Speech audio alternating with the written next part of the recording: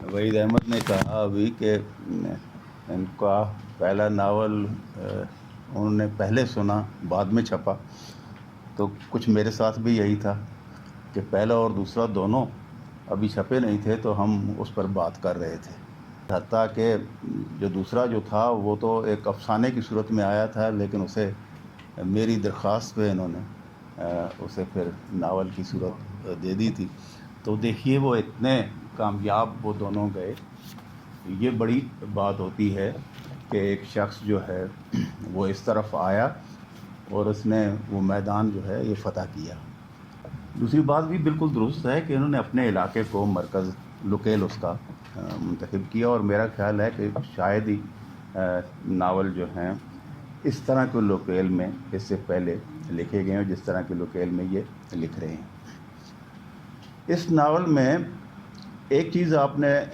बतौर ख़ास देखी होगी, अभी इनके नस्र की बात हो रही थी, इसमें मसलन पहला ही पैराग्राफ अगर आप देखें तो ये एक जुमला है, तवील तरीन जुमला, और अगर बीच में उन्हें सांस लेने के लिए अगरचे कुछ औकाफ डाले हैं, लेकिन ये एक ही जुमला है। और ये जो इस तरह के जुमले हैं, अंग्रेज़ी में तो ये रवायत बड़ी मौजूद होती है कि आप कम्प्लेक्स जुमला लिखते हैं और उसको पहली दूसरी तीसरी बात से रिलेट करते जाते हैं। इस तरह के जुमले बिलअमूम हम नसर में हमें डिस्करेज किए जाते हैं। मसलन मुझे याद है मुमताज़ मुफ्ती साहब के पास बैठे थे तो उन्होंने कहा था देखो जुमला छोटा रखना है तू, इस वास्ते कि साढ़े हाँ जी गल है पूरी तरह कन्वे नहीं हो सकती बकोल उन्होंने। ये ज़रूरी नहीं है कि उनकी बात आप या हमने मान ली हो या तस्लीम कर ली या आप भी कर लें,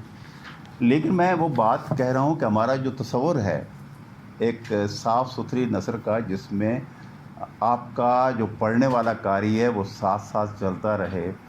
उसमें बिलअमूम हमारा जो मिजाज है वो यही है कि जुमले को छोटा रख के टुकड़ों में तकसीम करके बात को किया जाए ताकि वो आप अपना कारी भी साथ साथ। लेकिन इन्होंने, मैं ये इसको बड़ी तवज्जो से सुन रहा था और पढ़ भी रहा था साथ साथ। मुझे नहीं मालूम कि सुनते हुए आपने उस तरह अपनी गिरफ्त में लिया या नहीं, लेकिन पढ़ते हुए यहाँ साथ साथ पढ़ते और सुनते दोनों यानी वसाइल से मैंने ये देखा है कि इसमें कोई रुकावट किसी जगह पे जो मानी की मफ़हूम की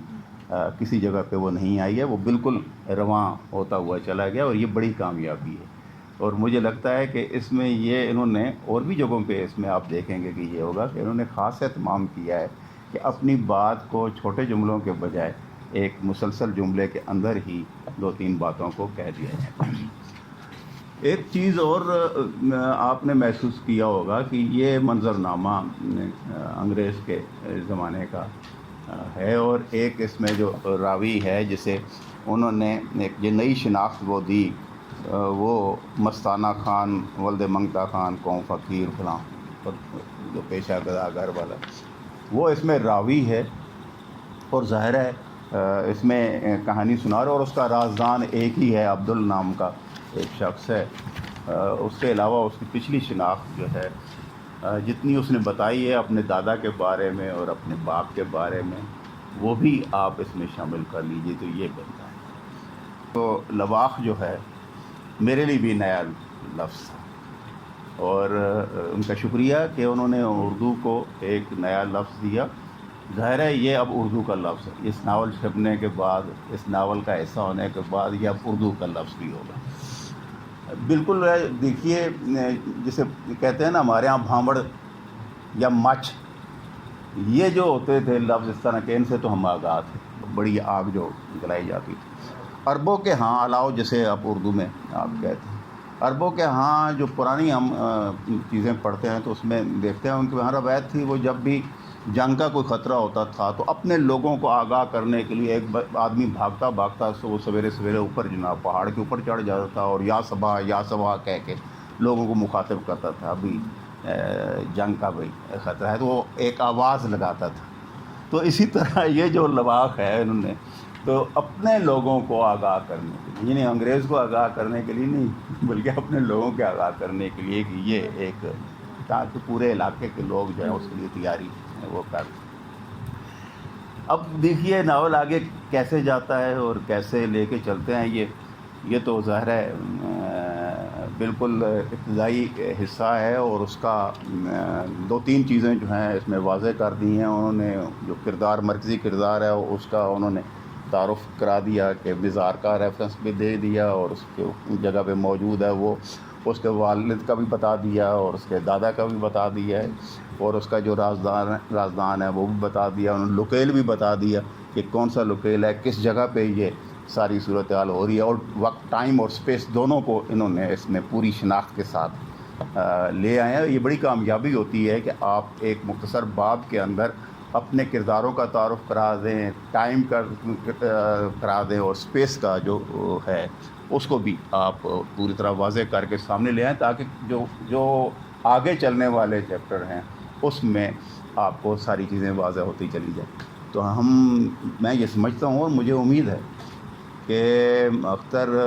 کے اندر یہ ٹیلنٹ ہے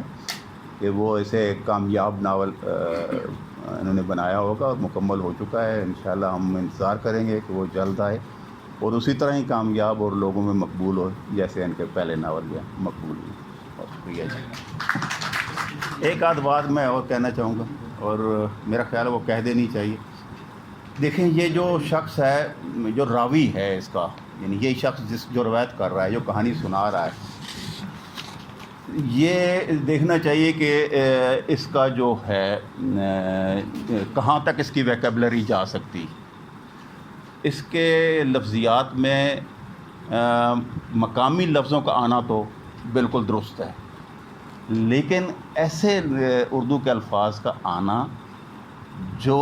ذرا تھوڑے سے اس لیول سے اوپر کے ہوں، میرا خیال ہے ان کو نہیں آنا چاہیے۔ یہ ایک میری تجویز ہے، ممکن ہے میں نے محسوس کیا تو میں نے اس کی طرف اشارہ کر، کہیں گے تو میں وہ لفظ بھی نشان زد کر سکتا ہوں۔ جی پلیز۔ میرا خیال ہے یہ تجویز آپ کے قابل جو جس نے لکھنا ہے اس کو لکھنے دیں۔ وہ لکھ چکے ہیں۔